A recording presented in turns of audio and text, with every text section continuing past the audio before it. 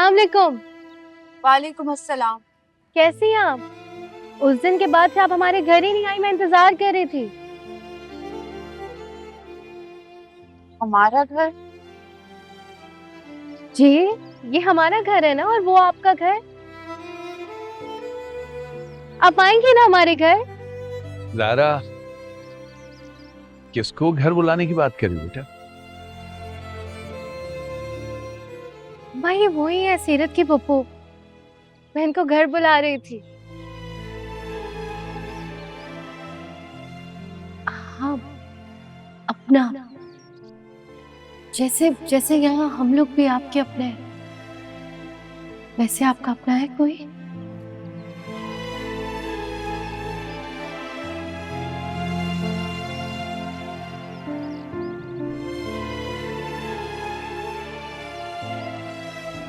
पता नहीं क्यों मुझे इतनी अच्छी लगती है।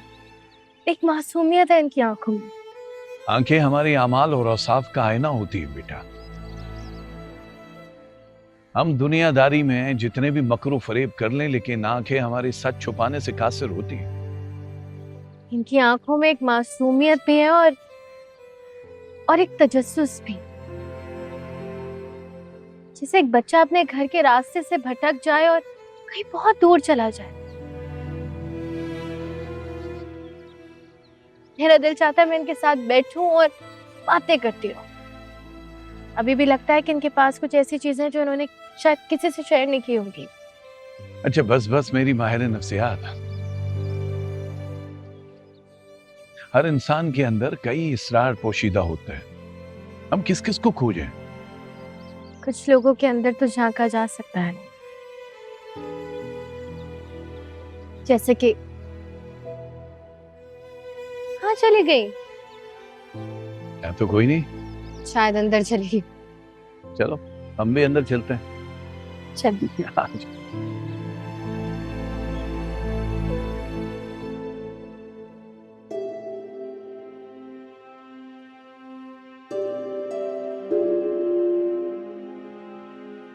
हाँ ठीक कह रहे हैं आप। आपको जिंदगी में सब कुछ एक साथ नहीं मिलता। जब जिंदगी में कोई चीज आपके करीब आ रही हो तो कोई ना कोई चीज आपसे दूर जाने लगती है।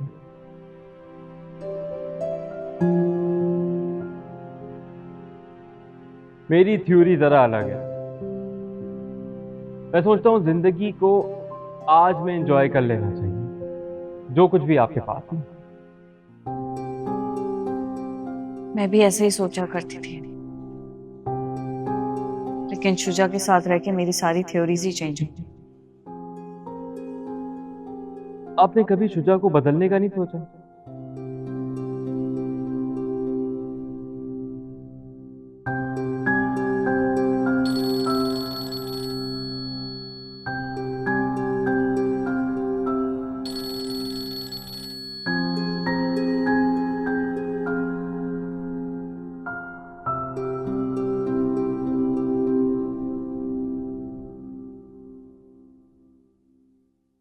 मंशा,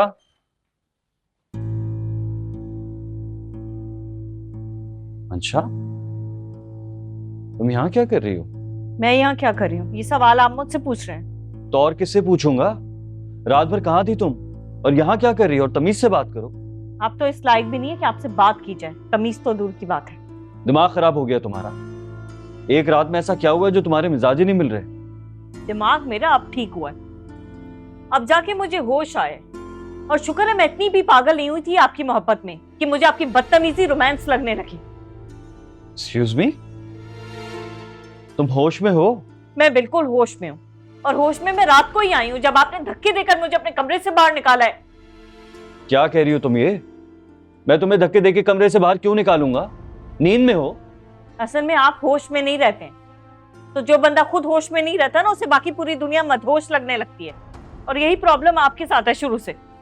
मुझे बात करना ही फजूल है मंशा। तुमने ना मेरी जिंदगी जहन्नुम बना दी है। अगर मुझे पता होता ना कि तुम इस तरह की साइकोपाथ हो तो मैं शादी करने से पहले 1000 बार सोचता।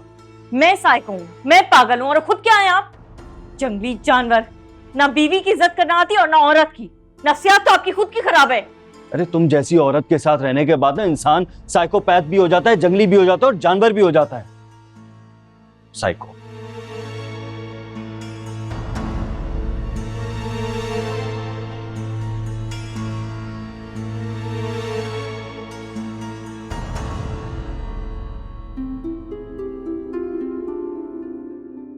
और ये जो ड्रामा तुमने शुरू कर रखा है ना, इसका भी ड्रॉप सीन हो ही जाए।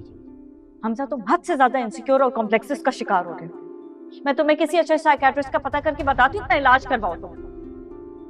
तुम्हारे ना इस बंद दिमाग का मेरे पास कोई इलाज नहीं है। जाओ तुम यहाँ से, मुझे कोई बात नहीं करनी। ये तुम किस तरह से बात कर रही हो हमजा से? तुम्हें बात करने की बिल्कुल भी तमीज नहीं है क्या? ना अदब, ना लिहाज, ना अपनी इज्जत की परवाह और ना ही माँ बाप की। सब खुदा का तुम उसे दिमाग के डॉक्टर से मिलने का मशवरा दे रही हो।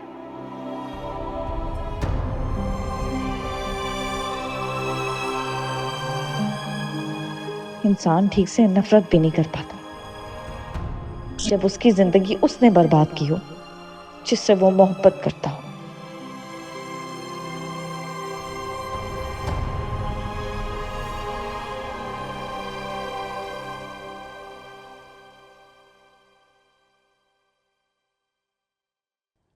हमजा, ये कैसा लग रहा है? मुझे तो कुछ समझ ही नहीं आ रहा है। ये ठीक लग रहा है या ओवर लग रहा है? मुझसे क्या पूछ रही हो? सामने देखो, खुद ही जवाब मिल जाएगा। इन्हें मैं तुम्हें कब से देख रही हूँ, लेकिन मुझे समझ नहीं आ रहा। असल बात यह है कि आपके साथ बाहर जाते हुए मैं बहुत कॉन्शियस होती हूँ। लेकिन कंफ्यूज तो आज मैं हूँ। ये मेरे सामने कौन सी ज़ारा है?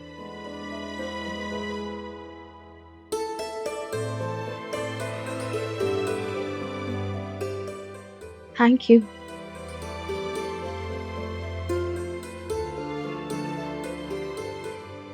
आप सीधा सीधा ये नहीं बोल सकते कि अच्छी लग रही हूँ। बात को इधर से उधर घुमाना जरूरी है क्या? बहुत खूबसूरत है।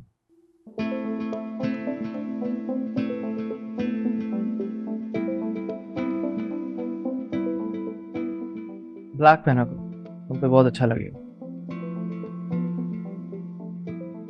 Thank you.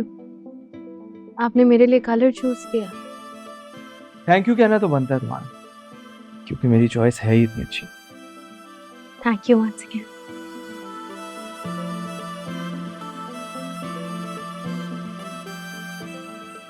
लेकिन हमजा, मुझे बहुत डर लग रहा है। पूरी तरह तैयार होने से पहले ना एक बार पप्पू से जाके इजाजत ले लेनी चाहिए। क्या करेंगी? बातें सुनाएंगी? क्या सिर्फ थोड़ा बहुत डांट लेंगी? सुन लूंगी, लेकिन पूछ तो लूं।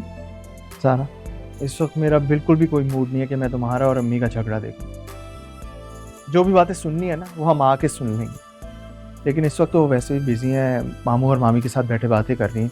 इससे पहले कि उनकी तोपों का रुख हमारी तरफ हो जाए, हमें निकलना चाहिए। इसका मतलब है आपको यकीन है कि तोपे तैयार है?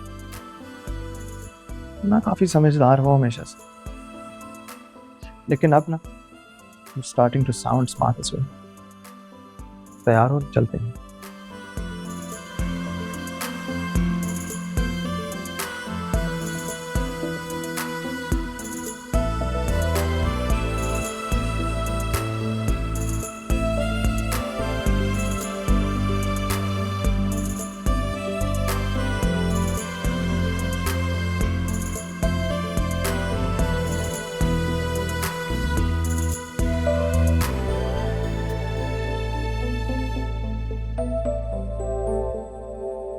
वाह भाई वाह, जबरदस्त।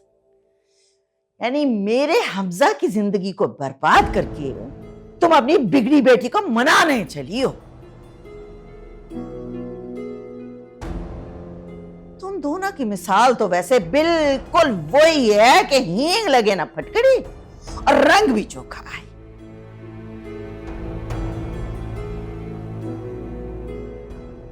पहले अपनी बेटी को बदनाम करके उसे दौलतमंद घर में ब्याह दिया,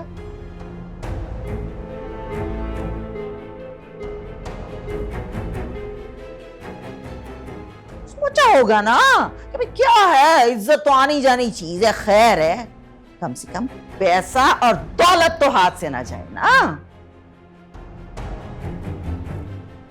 याबा ऐसी तो कोई बात नहीं है, मैंने तो आपसे बस ऐसी बात की थी, मैं कौन सा उसके पास चली गई हूँ या उसे अपने साथ ले आई हूँ।